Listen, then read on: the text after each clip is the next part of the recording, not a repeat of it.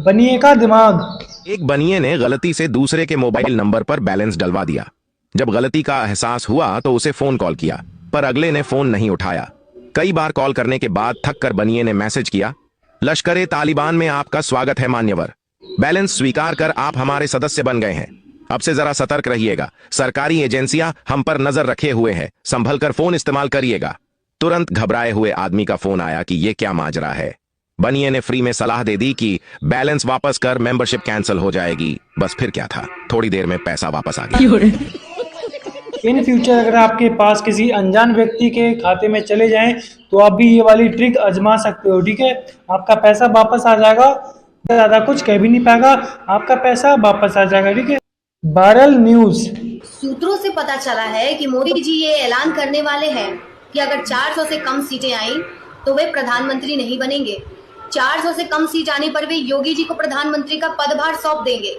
अब जैसे ही ये खबर मीडिया के सूत्रों से बाहर आई है, सारे के सारे क्रिमिनल, चोर, लुटेरे, डाकू, माफिया, यहाँ तक कि विपक्षी भी एकजुट होकर मोदी जी को 400 पार कराने में लगे हुए हैं। कह रहे हैं भैया कैसे भी इसका 400 पार हो जाए।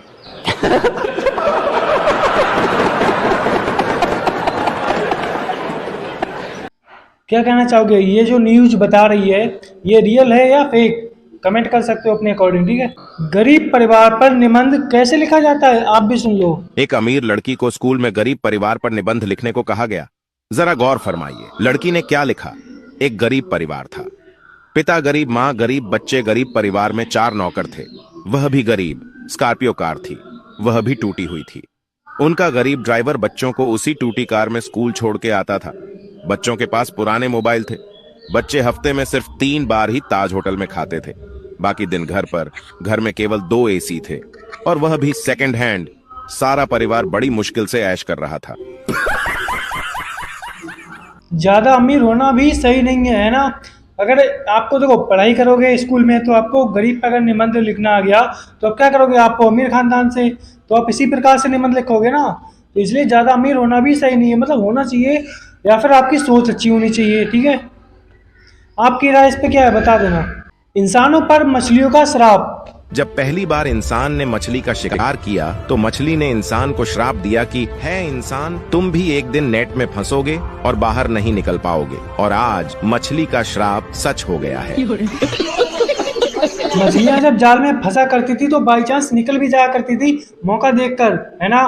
पर इंसान नेट में इतनी बुरी तरीके से फंसा है कि कोशिश करता बेचारा निकलने की, पर निकल नहीं पाता यार। चलो 5 मिनट कर करके 24 घंटे निकल जाते हैं, पता भी नहीं लगता है ना। क्या कहना चाहोगे, मछलियों का श्राप सही है या गलत है? अपने अकॉर्डिंग कमेंट कर देना। घर आए मेहमान अगर आपसे पूछे कि बड़े होकर आप क्या बनोगे या क्या करोगे तो आप उनको क्या जवाब देना चाहिए, सुन लो। और बेटा, बड़े हो क्या बनोगे? अंकल जी जिंदगी रहे तो खुद ही देख लेना ना। बड़े बदतमीज हो यार। हाँ नहीं अंकल जी, मुझे लगा कि मजाक चल रहा है। मजाक नहीं, मैं तेरी साली हूँ जो मैं तेरे से मजाक करूंगा। मजाक नहीं था क्या वो? अरे तो अंकल जी क्या कॉमन सेंस खत्म हो गया क्या? दिमाग फिर गया क्या?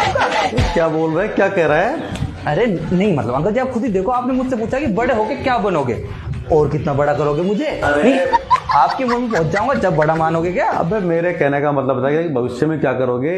अरे अंकल जी मतलब मैच्योरिटी वाली तो बात ही नहीं करनी। अरे भविष्य में मैं क्या बनूंगा क्या कोई नहीं जानता। भविष्य में क्या बनेगा भविष्य किसी ने देखा है क्या आज तक? आपने देखा है क्या पता कि चाय खत्म होने से पहले आप ही। अबे कैसी मनुष्य बातें कर रहा है। अरे नहीं अंकल जी, मैं तो बस उदाहरण देके समझा रहा था कि भविष्य किसने देखा है। अरे मूर्ख, मैं ये कहना चाह रहा हूं तेरे से कि भविष्य के बारे में कुछ सोचा है, क्या करना है? अरे अंकल जी मतलब इंसान जो सोचता है वो अब तक हो पाया क्या कभी? नहीं आप खुद ही सोचा तो आपने भी था कि आपका बेटा पढ़ लिख के बैठ की नौकरी चढ़े, पर हुआ क्या?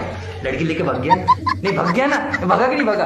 अब आप खुद ही सोचो, इंसान तो कांग्रेस और बीजेपी में असली अंतर क्या है आज जान लो। चाइना से फंडिंग लेने वाले हैं, कच्छद्वीप तुमने उनको बेच दिया, श्रीलंका को गिफ्ट में दे दिया। तुमने अक्साई चीन, आधा लद्दाख तुमने दे दिया चाइना को, ठीक है। पीओके दे दिया उनको, पाकिस्तान को 3 युद्ध जीतने के बाद। हाँ तो जब तुमने सारी चीजें बेच दी और कहते हो देश बेच दिया मोदी ने।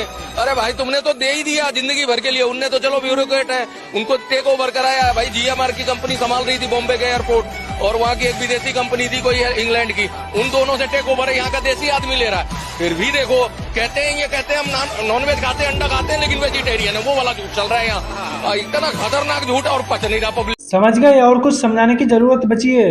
विदेश की औरतें और भारतीय औरतों में क्या फर्क होता है, आइए जानते हैं। विदेशों में औरतें सोते हुए पति का माथा चूमती हैं और हमारे इंडिया की औरतें कभी जेब टटोलती है तो कभी फोन चेक करती है। क्या कहना चाहोगे इस पर, बता देना अपनी राय। तरबूज के बीज फेंकने का सही तरीका। हे प्रभु, हे प्रभु, हे हरि राम कृष्ण जगन्नाथ प्रेमानंद, ये क्या हुआ? तालाब में पानी आ गया, गमछा भी खुल गया मेरा। गलती ये देखिए, गमछा क्या हुआ? भारतीय महिला वो महिला होती है जो डस्टबिन का भी इतने अच्छे से इस्तेमाल कर रही है कि जिसने भी डस्टबिन बनाया होगा वो भी ये नहीं सोच पाया होगा कि डस्टबिन का इस प्रकार से भी इस्तेमाल किया जा सकता है ना। अब आप इसी से थोड़ा आगे बढ़ो। इस बंदे ने, जैसे क्या होता है, इंसान किसी दावत में जाता है तो प्लेट उसे एक हाथ से पकड़नी पड़ती है, एक हाथ से खाता है, बट इसने प्लेट इतनी अच्छी प्रकार से बनवाई है। अब आप समझ जाओ कि ये प्लेट कहाँ से लाया है। गले में लटका ली, प्लेट पकड़ने का झंझट खत्म, आराम से दोनों हाथों से चीज खा सकता है। मतलब एक हाथ से खाना खाएगा, एक हाथ से सलाद ले सकता है, खा सकता है ना। कितना प्यारा बंदा है। क्या कहना चाहोगे आप इसके बारे में, बता देना। पुराने जमाने की फिल्मों की थोड़ी सी कॉमेडी आप भी सुन लो। ये क्या हो रहा है? बुढ़ापे में सठिया गए हो क्या? अरे सटिया नहीं गया, शेखर की माँ, तुम भी एक बार घोड़ी बनकर देखो, बड़ा मजा आएगा। आप क्या कहना चाहोगे और आपका पोस्ट कौन सा फेवरेट है वो बता देना। डॉगी स्टाइल, घोड़ी स्टाइल, या फिर जो आपको पता हो वो बता देना, ठीक है। बजट का माल मिल गया भाई। ले भाई, तेरे बजट का माल मिल गया। 10 रुपये, 20 रुपये, 30 रुपये, 40 रुपये, हम फ्री में। गाड़ी स्टार्ट कर। जिसे जिसे ये वाला माल चाहिए हो, बजट में लग रहा हो, वो परचेज कर सकता है, तो इसे ढूंढ सकता है। कहाँ मिलेगी वो नहीं पता। असली मोटिवेशन। गाइस, ये मोटिवेट करने वालों का कुछ समझ में ना आ रहा है। कभी कभी बोलते हैं सब्र का फल मीठा होता है, सही समय का इंतजार करो। कोई और अलग आता है, वो बोलता है कि भाई समय के साथ साथ चलो, समय किसी के लिए रुकता नहीं। भाव फड़ी की करना क्या है, सही समय का इंतजार करूँ यार, समय के साथ साथ चलूं। ये अलग ही उलझन है।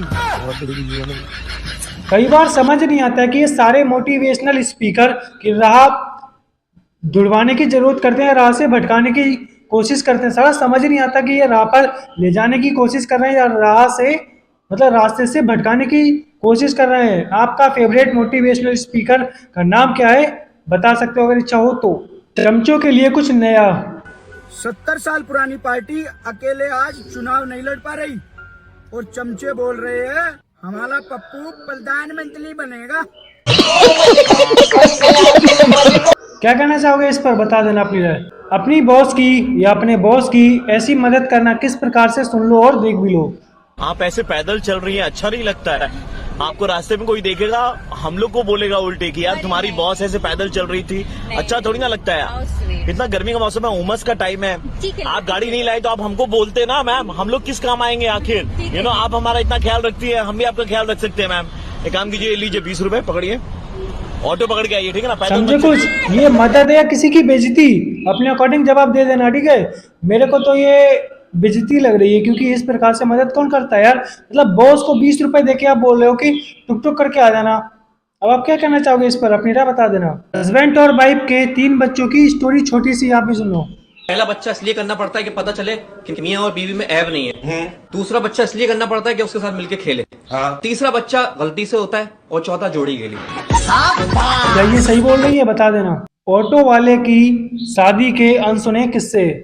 ऑटो वाले की शादी हो रही थी। जब उसकी दुल्हन फेरों के वक्त उसके पास बैठी तो वह बोला, थोड़ा पास होकर बैठो, अभी एक और बैठ सकती है। फिर क्या था, मंडप में ही दे चप्पल, दे चप्पल। समझदार बनो। देखो, आप कुछ भी काम करते हो तो आपकी शादी हो रही है और कोई काम हो, किसी फंक्शन में गए हो, तो कृपया उस काम को गेट के बाहर छोड़ दो। आप सोच रहे नहीं हम वहीं पे हैं, वही काम कर रहे हैं, तो आप लपेटे जा सकते हो अच्छी तरीके से, ठीक है।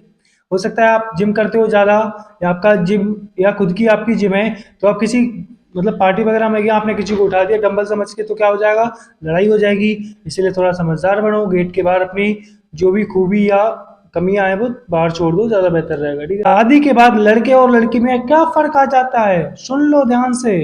अगर शादी के बाद बेचारी पत्नी रोए तो दुनिया वाले उसको समझाते हैं कि कोई बात नहीं बेटा, औरत तो बनी है समझौता करने के लिए, थोड़ा सब्र करना सीखो, भगवान सब ठीक करेगा, तुम्हारे नसीब में यही लिखा था, किस्मत से बढ़ के किसी को कुछ मिला है।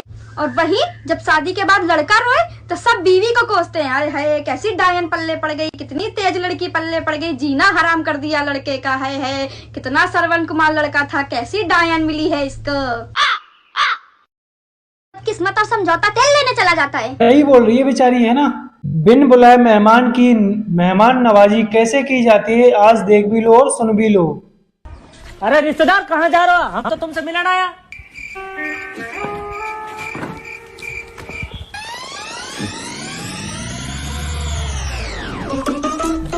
कैसा आगा बिना बुलाए? अरे रिश्तेदार, ना तो तुम हमको बुलाओ और ना तुम आओ, कैसे?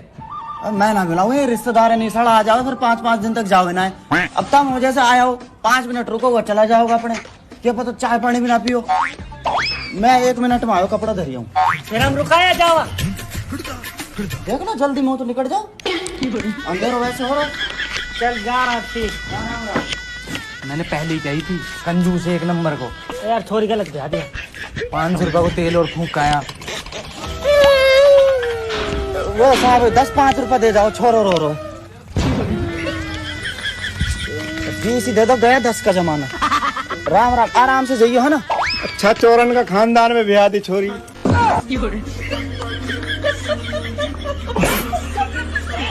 समझ गए।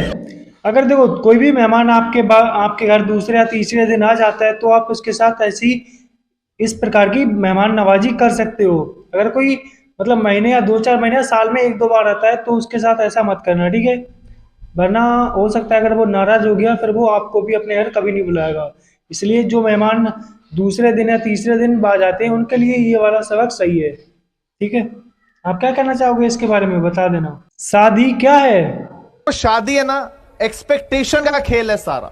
लड़का चाहता है कि उसकी होने वाली वाइफ मिस यूनिवर्स की तरह दिखे और कांताबाई की तरह काम करे, जबकि लड़की चाहती है कि उसके होने वाला पति अंबानी की तरह कमाए और मनमोहन सिंह की तरह चुप रहे।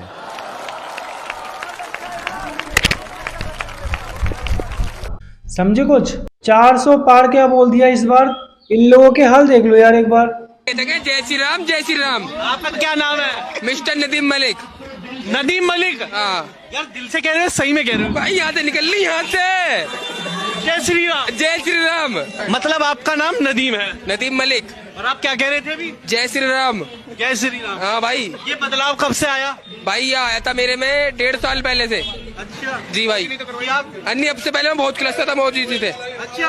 पर जब से उन्होंने मुझे समझाया, मेरे वो सपने में आए, जब से भाई ये समझ लो जय श्री राम और जय श्री राम हो रहा बस। मोदी जी आपके सपने में आए? हाँ भाई, दिल से लगे बिल्कुल ही। क्या कह के गए सपने में? वो ये कह गए थे कि बेटा कभी परेशान मत होना, तुम्हारे साथ मोदी। Power of Modi. आप सोच के देखो, अभी तो सिर्फ मोदी जी आ रहे हैं तो इन लोगों के ऐसे हाल हो चुके हैं। सोचो जिस दिन योगी जी आएंगे उस दिन क्या होगा, सोच के देखो एक बार, अपनी राय बता देना। जिंदगी में बस इतना एटीट्यूड होना चाहिए। अयांश हिंदी महीनों का नाम सुनाएंगे, सुनाइए अयांश। चैत, बैसाख, जेठ, आषाढ़, सावन, भादव, कुंवर, कार्तिक, अगहन, पूस, माघ, फागुन। बहुत बढ़िया। अगर जिंदगी में इतना एटीट्यूड आ जाए तो फिर कोई नहीं मिलेगा टक्कर में, ठीक है। मोदी जी ढोल वाले।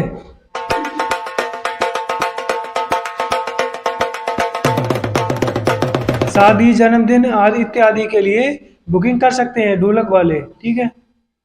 चलिए आज की वीडियो यहीं तक, मिलते हैं नेक्स्ट वीडियो में और भी मजेदार लोगों के साथ। धन्यवाद।